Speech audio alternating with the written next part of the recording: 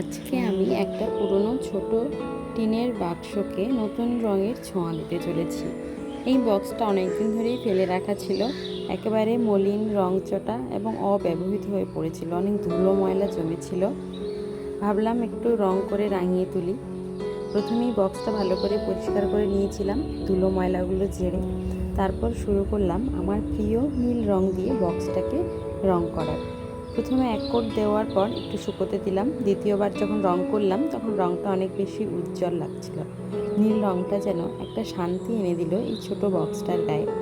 রং শুকিয়ে যাওয়ার পর এটাতে সাদা রং দিয়ে হালকা কিছু ডিজাইন করতে শুরু করলাম। প্রথমে বুঝতে পারছিলাম না যে এটার উপরে কী করব। যাই হোক, অনেক ভাবনা চিন্তার পর আমি ভাবলাম শুরু তো করি, তারপর দেখা যাবে কীরকম লাগে দেখতে। ভালো হোক খারাপ হোক, তবুও বক্সের চারপাশটা সাদা রং দিয়ে বর্ডার দেওয়ার পরে ভেতরে ছোট ছোট কতগুলো ফুল এঁকে নিচ্ছিলাম।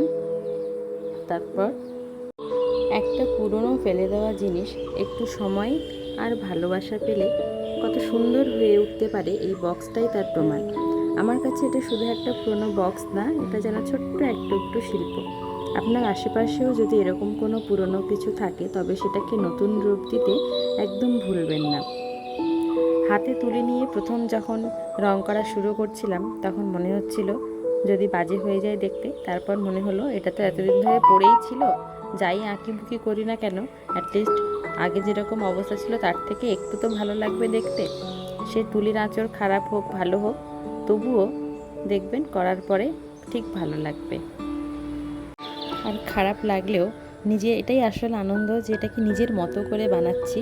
ভুল হলেও সেটা আমার ভালো লাগবে, খারাপ হলেও ভালো লাগবে, আবার ভালো হলেও ভালো লাগবে। দেখতে দেখতে বক্সটা হয়ে গেল। আসলে এটা যখন বানাতে শুরু করেছিলাম তখন তর্স হয়েছিল না যে এটা কতক্ষণে শেষ হবে, শুধু তাড়াতাড়ি করে শেষ করতে পারলেই বাঁচি, কারণ এত ধৈর্য আমার নেই যে এতক্ষণ ধরে এটা করার।